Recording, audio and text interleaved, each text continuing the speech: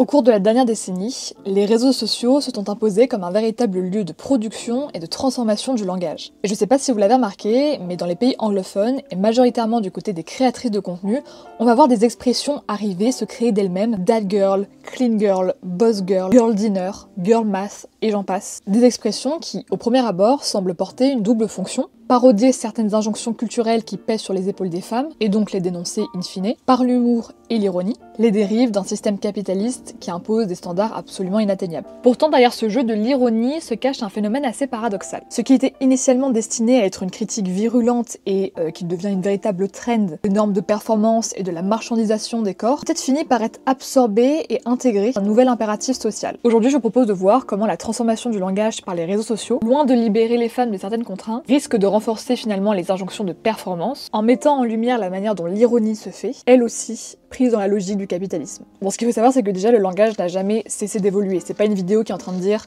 « ah là là », ah là là. Mais l'essor du numérique et des réseaux sociaux a, de manière radicale, accéléré toutes ces transformations. Mais pour comprendre tous ces phénomènes, il faut déjà se pencher sur la nature du langage en lui-même. Et là, je vais citer peut-être la référence la plus cliché, mais c'est pas pour rien non plus, quand il s'agit de parler de la langue, à savoir Roland Barthes. Barthes, il montre qu'en fait, les signes, loin d'être de simples outils de communication, ils sont aussi chargés de connotations idéologiques. Et ils participent, grosso modo, à une construction sociale. En tout cas une construction de notre réalité sociale. Dans ce contexte, l'invention de nouvelles expressions, comme je vous l'ai dit juste avant, un petit peu débiles, comme girl dinner, girl math, si vous ne les avez pas vu passer, ne vous disent probablement absolument rien, et c'est normal, ne relèvent pas uniquement d'un fait linguistique isolé. Elles incarnent finalement un véritable processus de marchandisation du langage. Pour revenir à cette idée, on va se pencher maintenant sur un auteur qui s'appelle Jean Baudrillard, qui nous explique que dans une société qui est touchés par la surabondance de l'information et dominés par l'image, les signes et les mots, en fait, ils vont devenir de véritables produits dont la valeur est déterminée par leur capacité à circuler, à se viraliser. Donc ainsi, une expression qui semble tout anodine à l'origine, mais qui finit par résonner dans l'imaginaire collectif, se transforme en une marchandise. Elle est conditionnée, elle est reconditionnée, et cela à l'infini,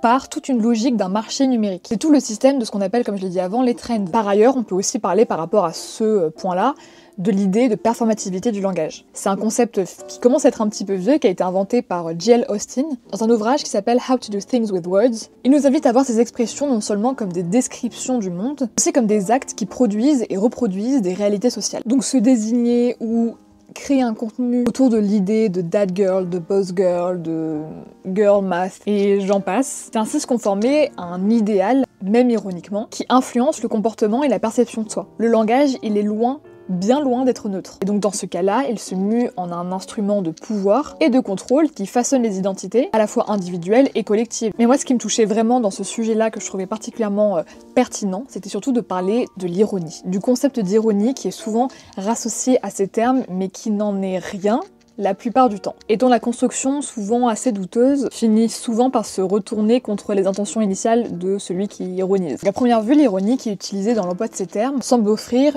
une échappatoire à toutes ces injonctions, toutes ces obligations, ces normes très oppressives, et elles permettent donc, ça par le procédé même de l'ironie, d'aborder de manière décalée des problèmes qui sont bien réels, comme la pression de la performance féminine, la culpabilité liée à la consommation, ou encore, très généralement, les injonctions à l'auto-optimisation en permanence. Linda Hutchon défend l'idée que l'ironie peut être effectivement un procédé très efficace pour déstabiliser les discours dominants, une idée vieille comme le monde, en offrant donc une critique incisive des rapports de pouvoir, mais ce qu'elle souligne particulièrement, c'est son lien avec le capitalisme. Elle introduit donc une idée peut-être plus novatrice. Je trouve cette idée mais absolument passionnante. C'est l'idée que le capitalisme moderne a la capacité d'absorber et de transformer ses propres critiques en les neutralisant. Ce qui commence d'abord comme une moquerie, une forme d'autodérision ou de résistance, va donc être rapidement détourné pour devenir un nouveau standard à atteindre. Mais à mon avis, s'il y a un exemple absolument parfait, c'est celui de That Girl. Initialement conçu plutôt comme une forme de caricature des femmes ultra disciplinées, qui se lèvent à l'aube, qui pratiquent du yoga, buvant du matcha dans un esprit d'indépendance, en étant totalement déconnectées des injonctions du monde, etc.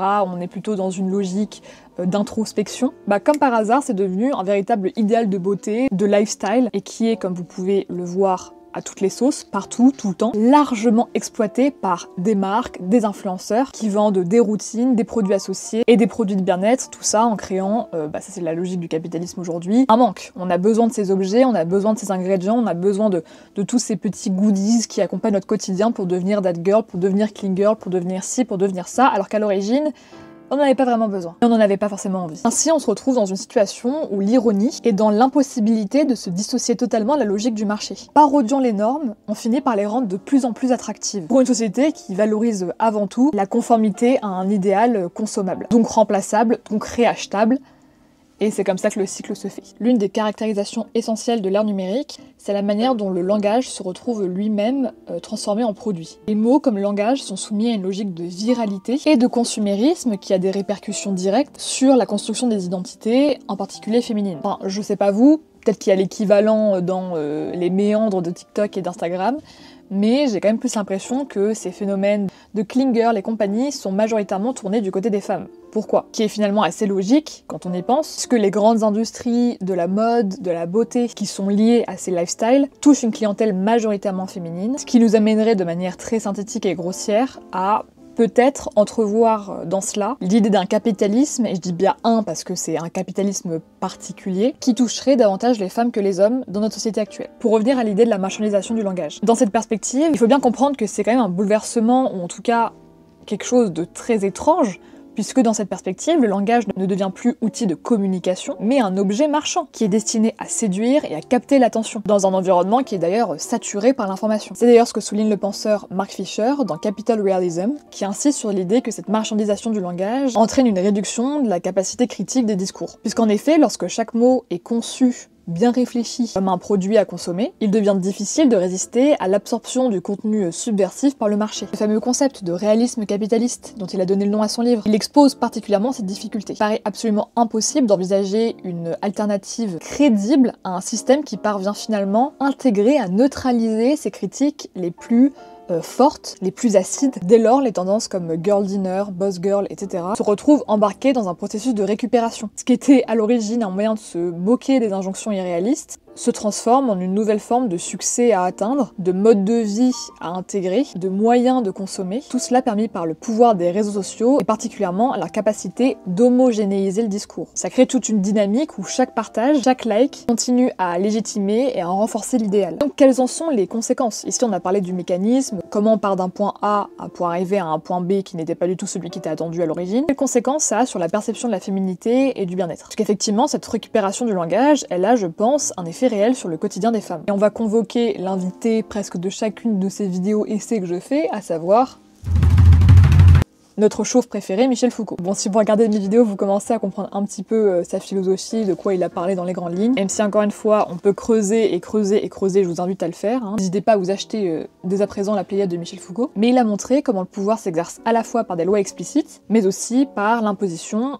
de normes et de pratiques qui sont au fur et à mesure intériorisées. Mais donc, dans ce cadre, appliqué à tout cela, ces fameuses injonctions à l'auto-optimisation, à la performance féminine, même lorsqu'elles sont enrobées d'ironie, continuent à renforcer un contrôle subtil mais qui reste omniprésent, tant sur le plan du corps que de l'esprit. Et de manière assez claire et logique, on le voit, les répercussions de cette dynamique se manifestent notamment par une augmentation des troubles alimentaires. Il y a bien une trend que je ne trouve pas du tout saine, c'est bien celle du girl dinner, même si elle est déjà un peu passée, mais bon, quand elle était là, on l'a tous vu. Normaliser le fait de ne rien manger et d'appeler ça un girl dinner, ça n'a rien de drôle dans les faits. Et une fatigue cognitive liée à cette injonction réelle, même jusqu'à dire cette nécessité constante à devoir suivre ces normes, à toujours devoir s'adapter en fonction de ce qui change, de ce qui doit plaire, de ce qui ne plaît plus. C'est un véritable sujet aujourd'hui en sociologie de parler de ces standards-là et de l'importance d'Internet, de la numérisation, comment ces idéaux-là, par ces médiums, peuvent induire une véritable forme d'aliénation, une quête de la perfection qui devient une source de stress et d'anxiété permanente. C'est quand même une vision assez, on peut le dire, cauchemardesque, puisqu'on passe d'un mouvement de critique à un mouvement d'absorption, crée un véritable cercle vicieux dans lequel, même si on essaye de remettre en cause les normes par l'humour, par l'ironie, bien souvent ça aboutit paradoxalement à leur renforcement. Je sais pas vous, mais moi je vois beaucoup ça par exemple chez des influenceuses qui prônent une version, disons, authentique, et je mets de gros guillemets, de la performance féminine. On essaye de créer un rempart, on essaye de créer une opposition pour au final créer de nouvelles attentes auxquelles leurs adeptes se conforment. Donc du coup, que faire face à cette tendance à la récupération ? On peut se poser la question, peut-on encore espérer une utilisation de l'ironie et du langage critique qui échappe aux logiques de la marchandisation? Certains théoriciens et théoriciennes du féminisme, comme notamment Sarah Ahmed, proposent de repenser la manière dont le discours critique est mobilisé. Plutôt que de chercher à paraître cool ou en tout cas facilement partageable, il serait peut-être nécessaire d'assumer une posture plus radicale, qui ne cherche pas à se conformer aux exigences du marché, mais à les confronter de manière plus frontale.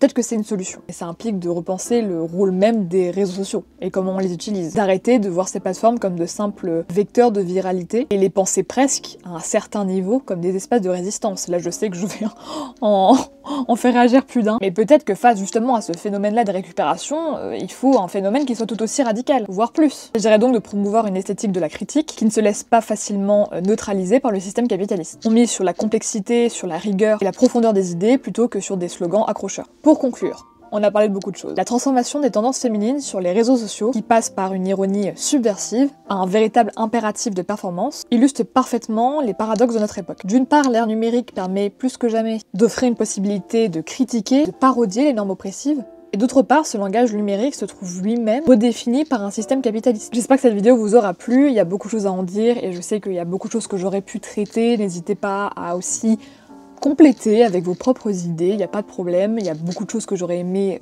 aussi ajouter. Je remercie d'avance tous les fachos qui vont probablement mettre dans mes commentaires que le capitalisme n'existe pas, de se retenir. Parfois c'est mieux tout simplement d'ouvrir un livre d'histoire, d'ouvrir un livre d'économie ou de sociologie avant de dire de telles âneries. On peut avoir un avis totalement ouvert et éclairé sur le sujet. D'ailleurs, peut-être pas du tout le même avis que ce que j'ai développé aujourd'hui. En revanche, s'il vous plaît, avant de commenter des choses radicales et surtout insultantes à mon sujet, réfléchissez. Parfois, ça fait du bien. Bon, voilà, j'espère que cette vidéo vous aura plu et je vous laisse tout simplement à vos réflexions.